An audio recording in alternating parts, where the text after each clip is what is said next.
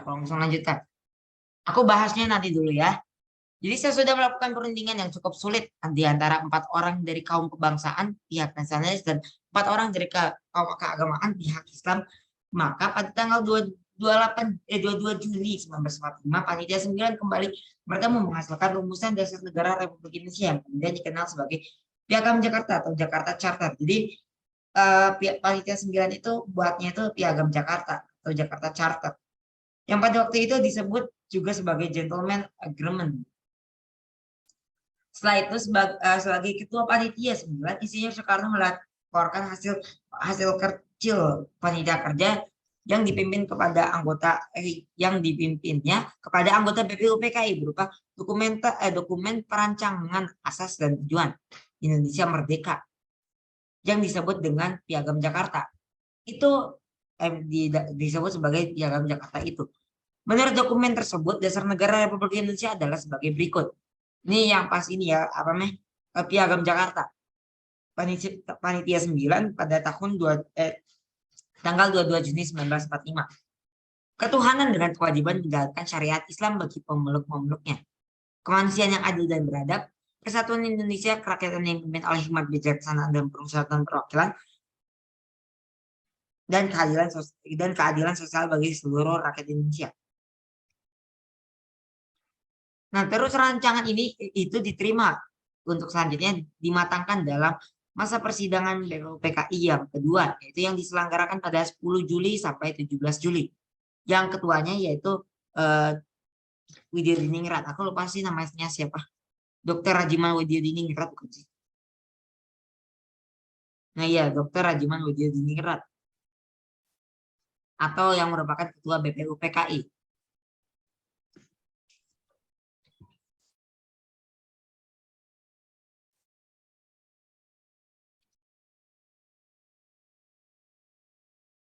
Nah iya. Nah ya, berarti ini rancangannya itu udah jadi. Pada tanggal 22 Juni 1945 itu baru jadinya itu namanya itu baru jadi Piagam Jakarta. Lalu disempurnakan lagi nih pada sidang BPUPKI yang kedua yaitu 10 Juli sampai 17 Juni. Sampai 17 Juli.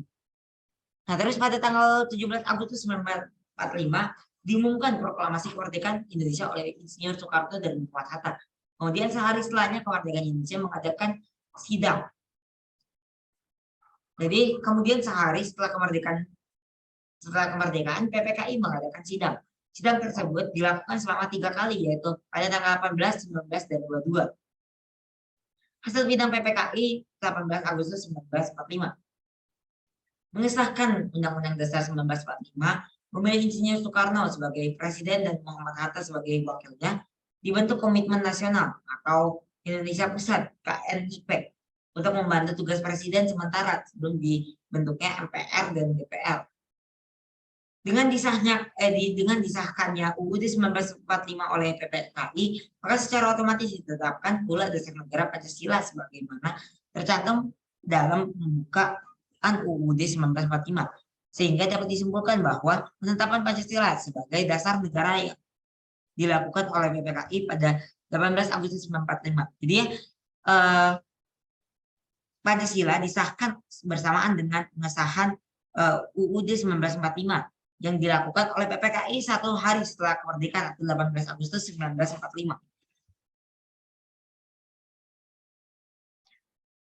Nah, saat disahkan itu namanya udah Pancasila. Sedangkan kalau pas tanggal 22 Juni 1945 atau setelah hasil diskusi atau hasil kesepakatan dari Panitia 9, maka itu masih Piagam Jakarta tanggal 22 Juni 1945. Kalau pas udah 18 Agustus 1945 itu udah jadinya Pancasila. Terus selain sebagai dasar negara dan pandangan hidup, fungsi Pancasila yaitu yang pertama tujuan negara, yang kedua kepribadian bangsa, perjanjian luhur, ideologi nasional, moral pembangunan, dan segala sumber hukum. Jujur ini PPT Pak Uswadin nggak ada komanya, jadinya aku kadang suka baca kebablasan. Nah, terus arti penting Pancasila sebagai dasar negara dan pandangan hidup, yaitu membentuk identitas dan jati diri bangsa. Yang kedua, mengatasi berbagai pertentangan dan ketegangan sosial. Yang ketiga, memberikan arah tujuan sekaligus menjadi pendorong dalam pencapaian tujuan bangsa. Yang keempat, pedoman untuk memecahkan berbagai masalah bangsa. Yang kelima, sarana pemersatu bangsa dan negara. Nah, habis itu nilai-nilai Pancasila sebagai dasar negara dan pandangan hidup. Yang pertama ada ketuhanan yang Maha Esa, yang kedua kemanusiaan yang adil dan beradab, yang ketiga persatuan Indonesia, yang keempat kerakyatan yang dipimpin oleh hikmat, bijaksanaan dan pemecahan perwakilan, dan yang kelima keadilan sosial bagi seluruh rakyat Indonesia. Nah, ini Inpres nomor 12 tahun 1968 tentang pedoman penulisan dan pengucapan Pancasila.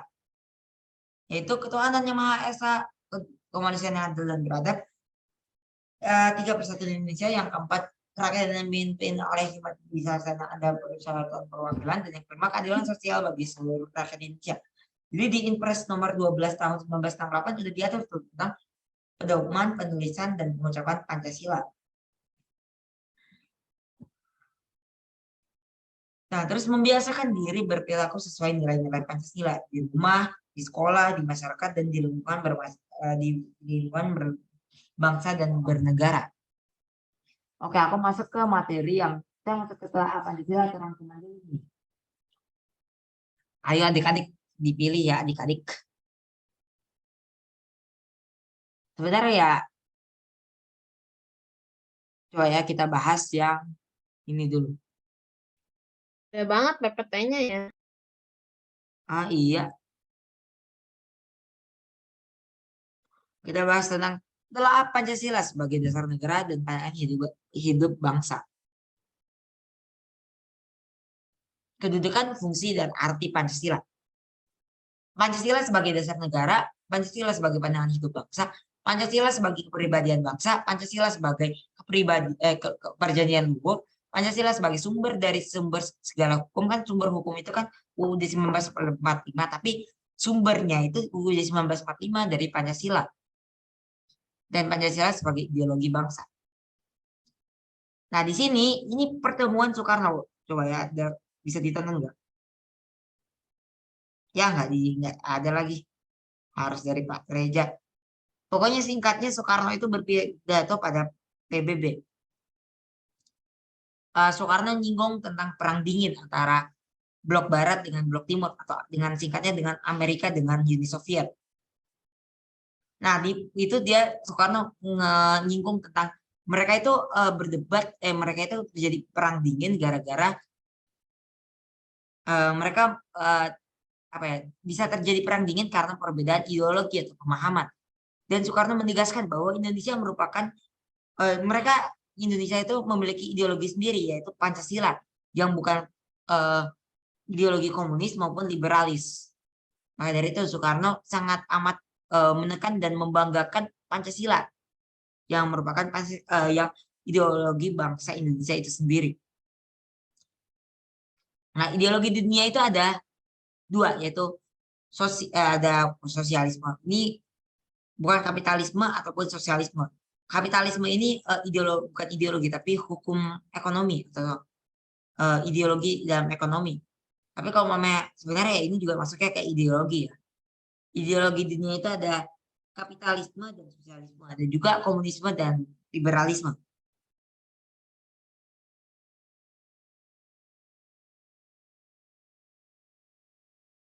Sebenarnya lebih lengkapnya ada di PPT-ku sih.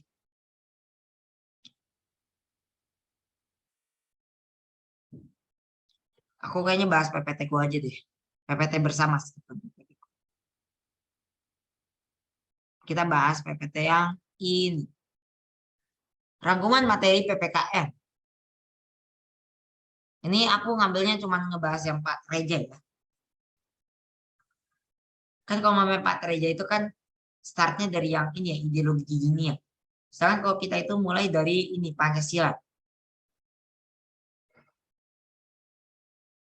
Nah, Pancasila adalah Pancasila berasal dari ide-ide dan nilai-nilai dari Nusantara. Terus marhaenisme, yaitu menolak penindasan ala manusia, Soekarno. Ini harusnya ala Soekarno, namun aku tadi pun malah jadi ala manusia Soekarno. Apa sih? Astagfirullah. Marhaenisme. Ya, marhaenisme itu yaitu bukan ideologi, ya ideologi mungkin. Ideologi yang menolak penindasan manusia ala manusia. Apa sih?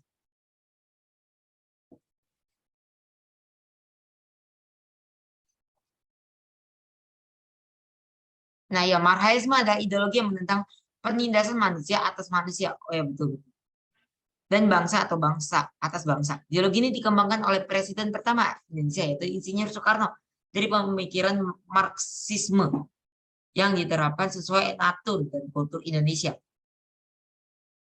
Nah ini apa Marxisme yaitu menolak penindasan atas manusia Soekarno. Terus Pancasila sebagai dasar negara dan pandangan kehidupan bangsa. Yaitu sebagai pandangan hidup bangsa diambil dari kepribadian bangsa yang tertinggi dan konsepsi mendasar dari norma bangsa. Ini ada di PPT Pak Uswadin. Itu apa ya? Indonesia hidup apa namanya Pancasila sebagai pandangan hidup bangsa. Terus yang kedua sebagai ideologi yang dijadikan pedoman dalam bersikap ada bersikap doang dan bertingkah laku dalam kehidupan. Ini typonya siapa meh? Fiorenza Audrey Maulana. Oke, gila bangga banget aku bisa ngapalin nama Cak Ketum nomor 4. Aduh, masih patah hati aku bisa jadi Cak Ketum. Oke, aku lanjut teman ya udahlah. Juga yang penting aku masih bisa ngajar. Kalau mamanya aku jadi ketua OSIS mungkin aku nggak bakal ngajar lagi kayak gini. Sebenarnya ya bisa-bisa aja sih. Cuman ya waktunya mungkin banyak dihabiskan cuman buat ngebaca SOP, apa namanya SOP yang lain. Jadi bersyukurlah aku nggak jadi ketua OSIS karena aku masih bisa ngerangkum, bikin rangkuman dan ngajar. Kita bisa belajar bareng, bukan ngajar tapi belajar bareng. Tapi enakan ngomongnya ngajar, soalnya kalau belajar bareng itu aku yang ngajar itu kayak apa ya? Kepanjangan. Pertama ngomongnya kalau belajar bareng dan kalau belajar bareng harusnya masuknya ke diskusi, bukan aku yang ngejelasin ke kalian. Cuman ya ini sama-sama kita belajar, kalian mendengarkan aku belajar dan dan aku belajar untuk diriku dan untuk sekalian buat kalian. Maka dari itu kita saling menguntungkan satu sama lain. Aku lanjutkan. Nah, Pancasila sebagai pandangan hidup bangsa selain diambil dari kepribadian bangsa yang tertinggi dan konsepsi yang mendasar dari norma bangsa, terus juga Pancasila sebagai ideologi yang dijadikan pedoman dalam bersikap dan bertingkah laku dalam Pancasila dalam kehidupan. Berarti Pancasila sebagai pedoman bagi setiap orang dalam bersikap dan bertingkah laku untuk mencapai tujuannya. Nah, ini Pancasila sebagai pedoman bagi setiap orang dalam bersikap dan bertingkah laku untuk mencapai tujuannya. Itu pun juga mungkin merupakan tujuan dasar negara, yaitu untuk meraih suatu tujuan atau sebagai dasar negara, yaitu sebagai pedoman yang tujuannya untuk meraih sesuatu atau suatu tujuan bangsa. Nah, aspek historisnya yaitu nilai-nilai luhur yang menjadikan Pancasila itu sebagai pandangan hidup bangsa, yaitu bisa juga dari aspek historis atau nilai-nilai luhur. Terus sebagai dasar negara, berarti Pancasila dijadikan sebagai dasar dalam melaksanakan kehidupan berbangsa dan bernegara seperti Pancasila yang menjadi fondasi dari rumah atau bangunan. Terus kalau sebagai dasar negara, aspek historis yaitu yang membuat dibentuk sama filosofi piramida Pancasila. Telah Pancasila sebagai dasar dan pandangan hidup bangsa. Kedudukan, fungsi, dan arti Pancasila. Yang pertama, kedudukan, fungsi, dan arti Pancasila yang pertama adalah dasar negara. Yang kedua, pandangan hidup bangsa. Yang ketiga, kepribadian bangsa. Yang keempat, perjanjian luhur bangsa. Dan yang kelima itu sumber dari segala sumber hukum. Dan yang keenam, ideologi bangsa.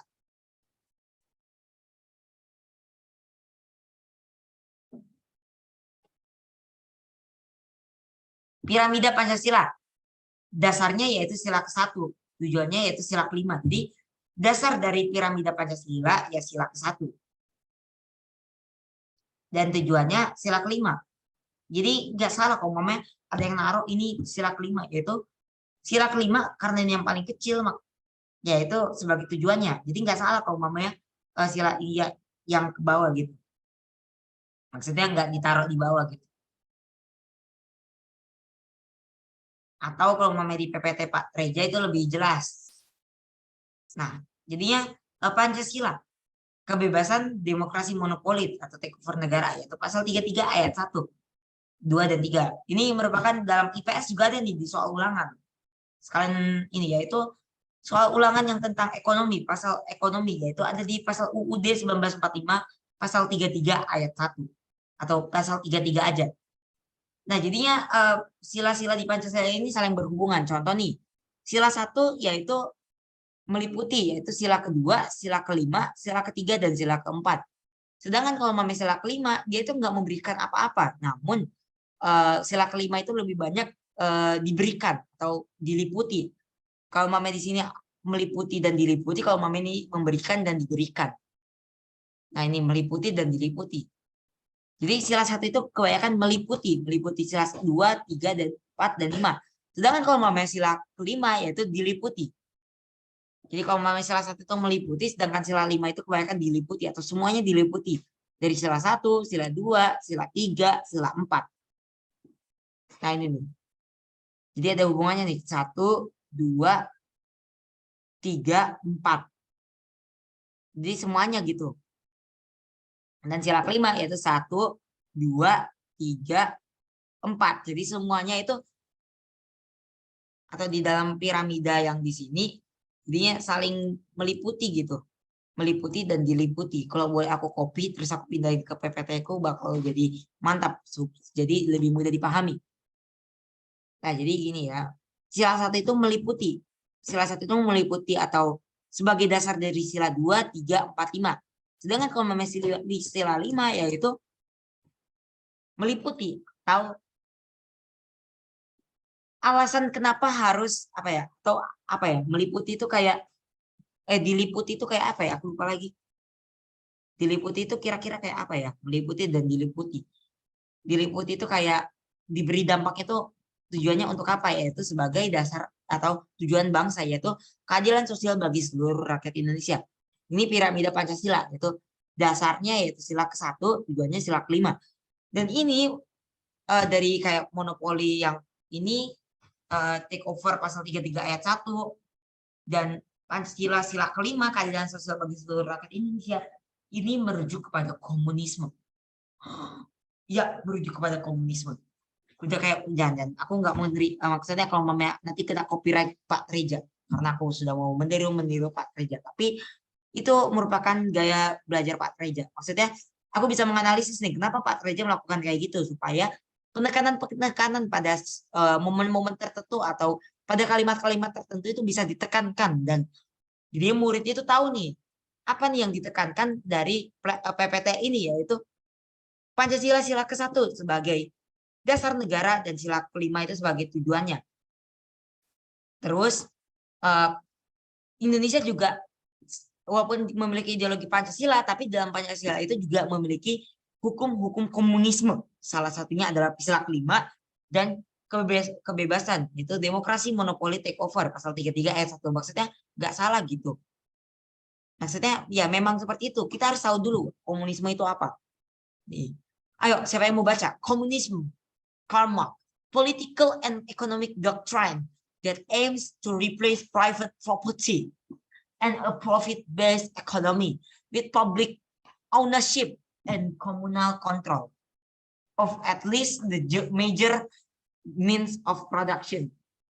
IG, maaf. IG itu apa? Example mungkin mines, miles, Itu mills. example. Ya, example. Nah itu mines, mills, and factories, and the natural resource of a society. Kalau mame kita tahu kalau pasal 33 ayat 1 itu atau pasal 33 itu mengandung tentang apa ya?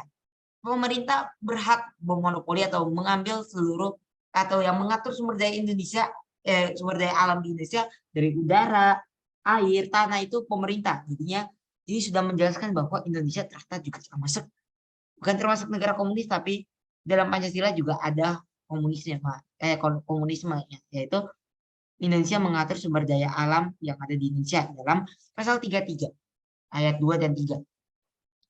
Cuman di sini ditulisnya pasal 1 padahal lebih tepatnya pasal 2 dan 3. Tapi ikutin aja yang di sini. Jadi Pancasila itu sebagai dasar negara dan pegangan hidup. Oke, aku lanjutkan ya.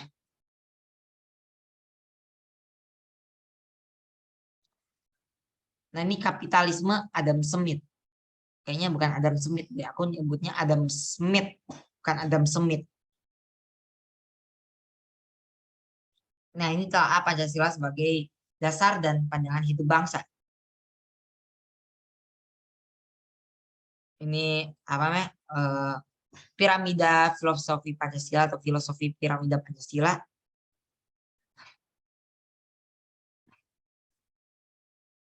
Oke, aku lanjutkan ya. Ini fungsi Pancasila. Dasar negara sumber dari segala hukum dan ideologi bangsa. Aku coba jelaskan di sini. Soalnya di PPT ku kurang lengkap untuk bagian yang terakhir-terakhir yaitu Pancasila dan ya bagian yang Pancasilanya aja. Nah, Pancasila sebagai dasar negara yaitu mungkin landasan hidup yang pertama. Landasan hidup tapi arah dan tujuannya jelas. Maksudnya landasan hidup bukan sama dengan tapi tidak arah dan tujuannya jelas. Terus aspek historis kuat dibentuk. Aku kurang paham sini maksudnya apa landasan hidup, arah dan tujuannya jelas. Terus aspek historis kuat dibentuk dan filosofi piramida Pancasila. Kalau di PPT ku aku banyak apa ya? Adaptif dengan PPT Pak Uswadin dengan Pak Treja. Cuman untuk yang kayak sejarah-sejarah gitu aku nggak masukin. Cuman kayak Pancasila, cuman telah Pancasila sebagai dasar negara dan pandangan hidup aja yang ku masukin dan ku adaptifin kepada materi Pak Treja karena Pak Treja itu guru maksudnya yang mengajar PPKN di kelas 8A sampai 8 sekian jadinya aku coba bantu adaptif gitu. Aku bantu coba mempersatukan ide-ide dan memberitahu tentang Pak Treja itu maksudnya materinya gimana juga.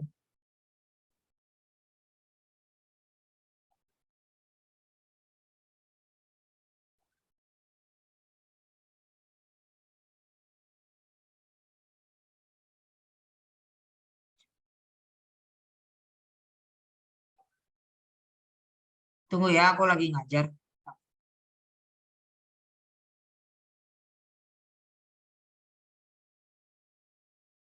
Nah, terus aku lanjutkan.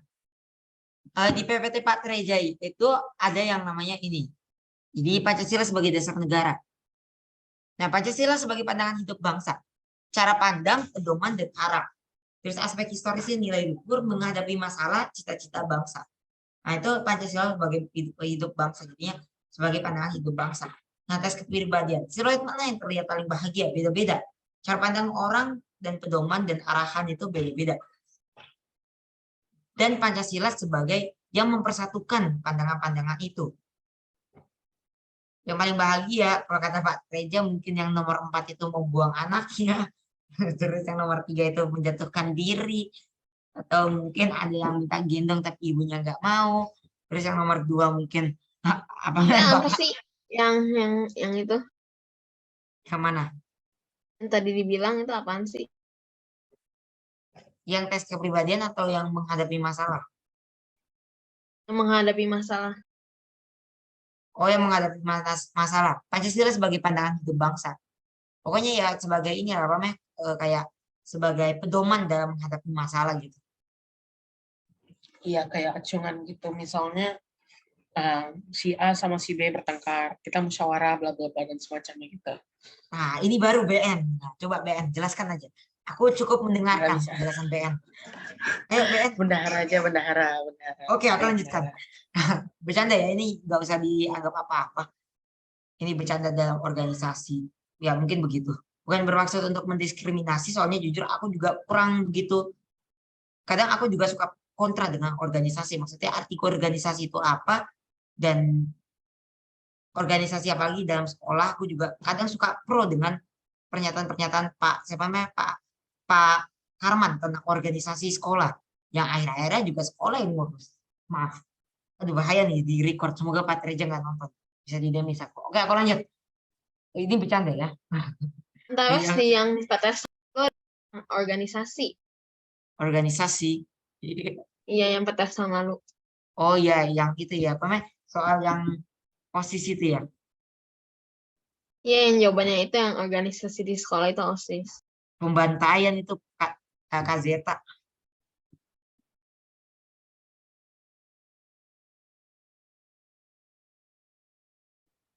Oke, aku lanjut ya. Nah, apakah tujuan akan tercapai jika tidak ada prinsip dalam hidup? Jadi kayak memilih prinsip dalam hidup. Motivasi kita belajar apa? Kalau memang nggak ada motivasi, mungkin kita malas belajar. Gitu. Contoh nih, motivasi dalam belajar. Karena aku cukup bucin, jadinya aku memotivasi, aku menjadikan kelasku sebagai motivasiku. Jadi kira bucin banget ya guys ya. Aman kan? Aman-aman. Semoga nggak ada yang ini ya, nggak ada kelasku. Kalau ada kelasku ya sudah.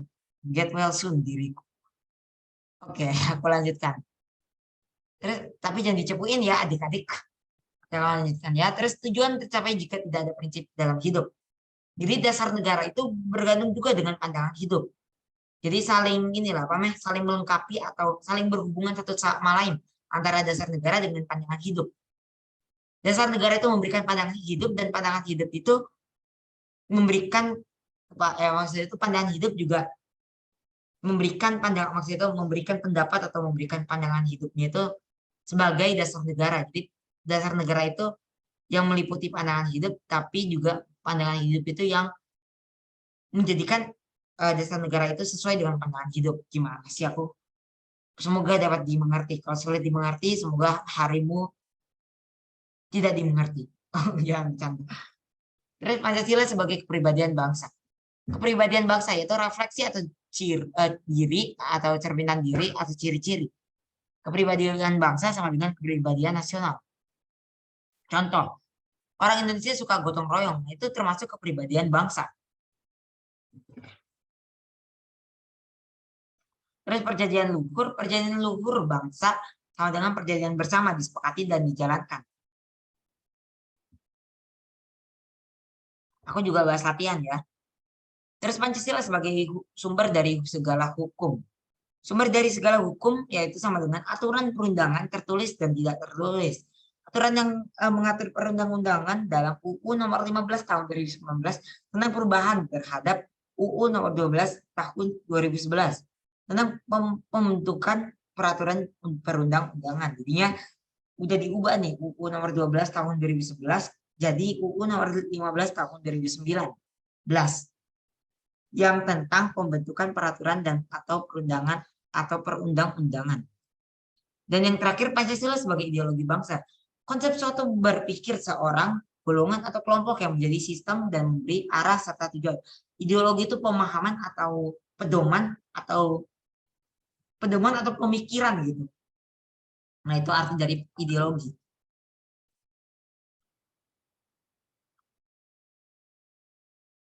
Oke, aku ke PPT ku ya.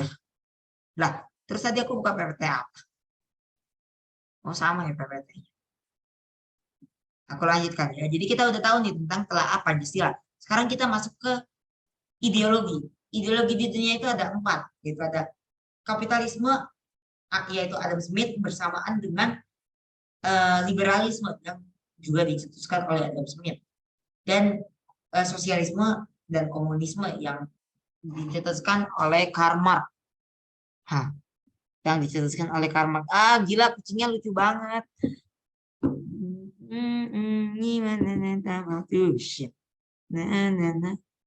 Gila aku gemes banget sama kucingnya.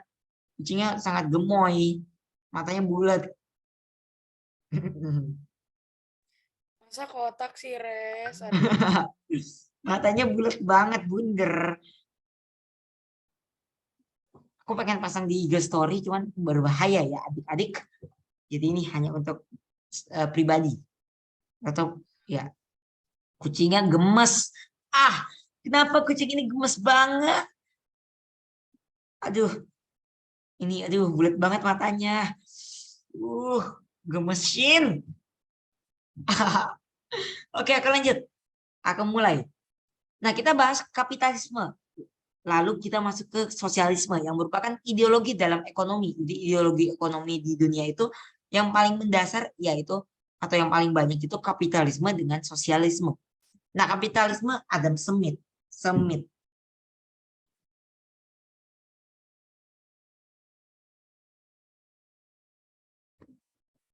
Nah, kapitalisme Adam Smith. Definisi kapitalisme. merupakan sistem ekonomi di mana individu mempunyai hak untuk memiliki faktor produksi seperti modal, kapital, mesin pabrik, dan sumber daya alam. Jadi yang mengatur itu manusia, maksud itu inilah apa namanya individu. Dengan kepemilikan pribadi tersebut bebas untuk mempekerjakan orang untuk meraup keuntungan sebesar-besarnya. Kapitalisme secara garis besar adalah kebebasan individu untuk mempunyai hak untuk memiliki faktor produksi dan menggunakan faktor produksi tersebut untuk meraup keuntungan sebesar-besarnya. Keuntungan bagi pemilik modal. Jadi kalau mamanya kita belajar kan kita di Indonesia nih, kalau mamanya kita mungkin di negara-negara komunis atau negara sosialis, mungkin kita nggak akan belajar tentang hukum ekonomi seperti kayak apa ya, kayak contohnya kayak ini deh, kita belajar IPS ekonomi kayak umpamanya kepemilikan modal, umpamanya konsumen itu memiliki apa namanya faktor produksi gitu, kayak umpamanya sumber daya alam nanti bakal disewakan gitu, kayak tanah nanti tanah atau apa disewakan, terus sumber apa namanya tenaga kerja atau SDM bisa dapat gaji, itu nggak ada nanti di ekonomi. Kalau umpamanya memang ekonomi kita ini apa namanya masuknya ke sosialisme, iya masuk. BPUPKI sama PPKI masuk PTS. Nah, terus kapitalisme secara garis besar udah ya. Jadi karena ini yang bagi pemilik apa namanya faktor modalnya itu yang paling diuntungkan. Jadi keuntungan bagi pemilik modal. Dan ini bersinggungan dengan sosialisme yang sosialisme itu mengkritik kapitalisme dengan apa ya bilang kalau namanya yang semakin kaya dan semakin miskin, dan itu benar. Orang yang dipekerjakan dan mendapat gaji itu biasanya hanya beberapa persen dari pendapatan yang diraih. Kalau mereka pernah ditanyain sama Pak Treja pas di kelas, mungkin kalian bakal tahu kenapa bisa disebut seperti itu. Sama Pak Treja sempat kasih tahu contoh-contohnya. Nah, jadi kepemilikan modal yaitu kebebas. Jadi habis kepemilikan modal, dia itu bebas nih.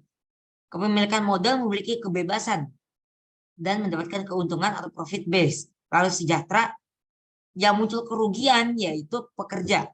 Jadi pekerja itu mengalami kerugian dibanding pemilik modal. Mungkin umpamanya nih dapat omset 10 juta, sedangkan pekerjanya cuma dikasih 500.000. Umpamanya 500.000 per bulan atau 1 juta per bulan lah, dan 500.000 jamnya. Umpamanya omset sebulan 10 juta, dan untuk bayar karyawan 1 orang atau ya untuk umpamanya karyawannya 1 orang itu membayar 1 juta. Kan masih ada sisa 9 juta mungkin buat bahan baku, umpamanya bahan baku 4 juta. Dan pemilik modal itu memiliki sisa uang 5 juta, sedangkan pekerja hanya dapat 1 juta dalam sebulan. Jadi yang lebih diuntungkan yang mana? Pemilik modal kan? Maka dari itu, sosialisme itu menyindir kapitalisme dengan semakin apa namanya yang kaya semakin kaya dan yang miskin semakin miskin. Nah, jadinya dengan ini karena apa namanya sistem ekonomi di mana individu mempunyai hak untuk memiliki faktor produksi atau yang mengatur ekonomi dan sebagainya, yang memiliki faktor produksi, maka negara minim peran karena kebutuhan. Dan ini menyinggung juga dengan hukum spesialisme, spesialisasi. Kalau memang ada hukum kapitalisme, ini ada hubungannya dengan IPS ekonomi. Maka dari itu, kita sebenarnya harusnya belajar ini di IPS ekonomi, tetapi karena alhamdulillah bersyukur nih kita belajar ini di IPS di PPKM. Jadi ya kita tanpa dijelasin lagi kayak hukum kapitalisme dan lain-lain, kita udah tahu nih di dalam ekonomi ada yang namanya kapitalisme dan sosialisme. Karena negara minim peran, maka dari itu makanya setiap negara yang memiliki umpamanya di suatu daerah kekurangan, maka negara itu pasti akan harus setidaknya melakukan spesialisme atau melakukan spesialisasi. Ini aku sempat memperdebatkannya dengan orang tuaku dengan tujuan kenapa orang Indonesia itu, maksudnya kalau mamanya aku nggak bisa matematika, apa yang harus kulakukan untuk menunjang atau supaya dapat melakukan umpamanya setidaknya aku bisa lah atau nilai di atas KKM 80 aku udah bersyukur, apalagi PTS. Yaitu aku udah menjelaskan tentang hukum kapitalisme. Kok kapitalisme? Ya, hukum kapitalisme panjang lebar dengan spesialisasi. Aku juga bilang ke kelasku, maksudnya ya sebenarnya bukan kelasku sih yang bilang, aku yang bilang ke kelasku, tapi maaf kalau mami aku bucin banget. Ini cuma pengalaman.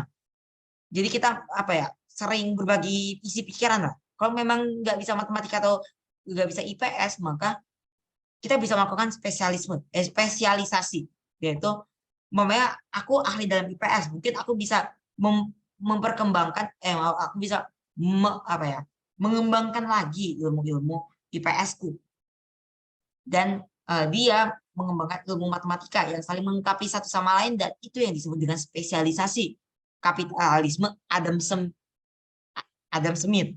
Nah ini nih, jadi spesialisasi itu termasuk ke kapitalisme Adam Smith. Nggak maaf ya, aku lihat partisipan tahu-tahu misalnya tahu ada yang Intel, kan tidak boleh begitu ya adik-adik, jangan ada yang Intel di sini. Oke, aku lanjut. Jadi kapitalisme itu hukum ekonomi yang pemegang saham itu yang paling tinggi lah, dan pekerja itu mengalami kerugian. Jadi yang semakin kaya, maka, dan yang semakin miskin, yang kaya jadi makin kaya, dan yang miskin jadi makin miskin. Ini ada di ini, yang ini nih.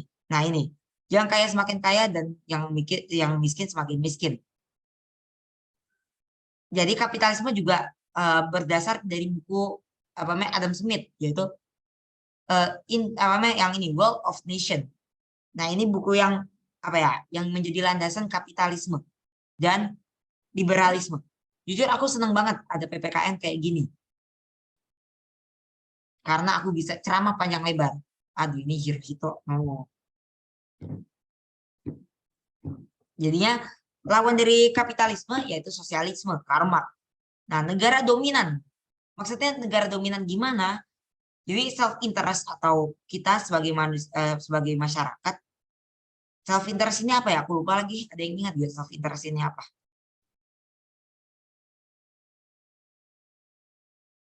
Self interest itu apa ya? Ada yang ingat gak self interest itu apa? Kewenangan diri. Ya, itu. Oh iya, kewenangan ya.